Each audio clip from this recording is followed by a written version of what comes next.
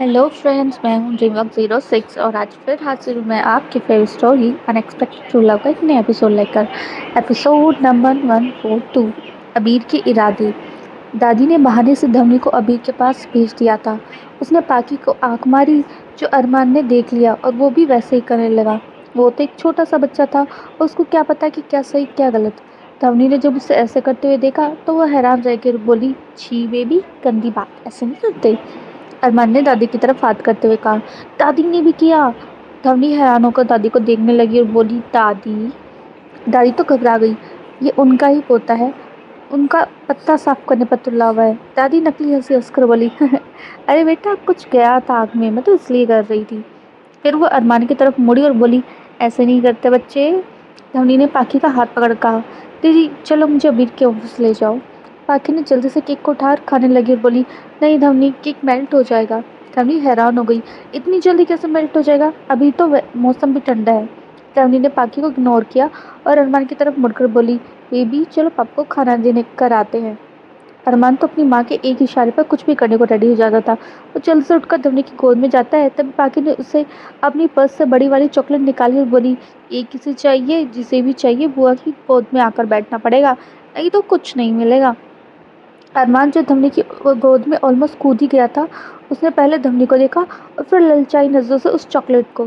धवनी को पूरा भरोसा था कि उसका बेटा उसे ही चुनेगा, पर अरमान वापस आकर पाकी की गोद में आकर आराम से बैठ गया और चॉकलेट खाने लगा।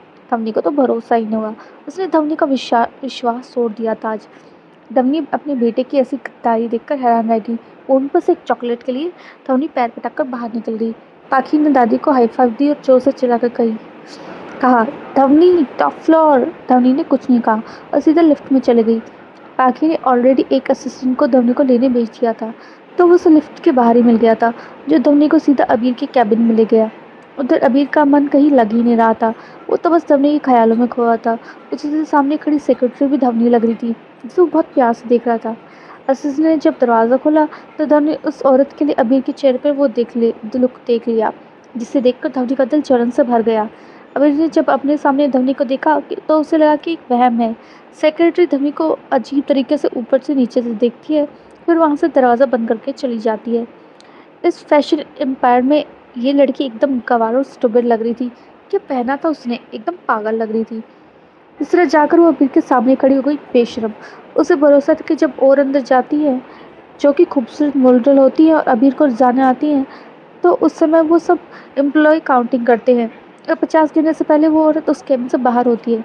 उस सेक्रेटरी ने उस असिस्टेंट ने कहा, इस औरत पर मैं 10 काउंटिंग की बेट लगाती हूँ। दूसरी भाग कर बोली, इस बहनजी पर मैं 5 काउंटिंग की बेट लगाती हूँ। किसी ने 3 की लगाई तो किसी ने 2। असिस्टेंट पागल औरतों को घूर रहा था, क्योंकि पाकी ने उससे साफ कहा था कि धवनी बहुत इंपॉर्टेंट है और उसे बहुत ध्यान से लेकर जाना है। तो धवनी का मूड बहुत ही ऑफ हो गया था, जलन से भी और ये भी सोचकर कि अबीर को कैसी औरतें पसंद आती है। उस औरत ने एक प्लेन टाइट शर्ट और एक पेंसिल मिनी स्कर्ट पहनी थी। फिर उसने खुद को देखा, लॉन्ग रेड स्लिट वाला कुर्ती एक डार्क जीन्स के साथ डाली हुई थी, जो इस ऑफिस के एनवायरनमेंट में बहुत आउटडेटेड लग रही थी। धवनी नज़र झुकाए अपने कपड़ों को देख रही थी, तभी भी धीरे से उसके पास आया और उसके चेहरे को अपने दोनों हाथों से पकड़ लिया और उसे किस करने के लिए आगे बढ़ा। धवनी इस सडन अटैक से घबरा गई और उसने अबीर को धक्का मारकर कहा, अबीर। धवनी की आवाज़ सुनकर अबीर को अपने सपने से बाहर आ गया। क्या वो सच में वहाँ थी? अबीर से हैरान होकर देखने लगा और सिचुएशन को थोड़ा ऑकवर्ड बनाने के लिए वो थोड़ा सा खासा और बोला, धवनी तुम यहाँ? धवनी ने उसे टिफिन बॉक्स सिखाते हुए कहा, दादी ने मुझे यहाँ भेजा है ताकि मैं आपको लंच दे दूँ, खा लेना, कहीं ठंडा ना हो जाए।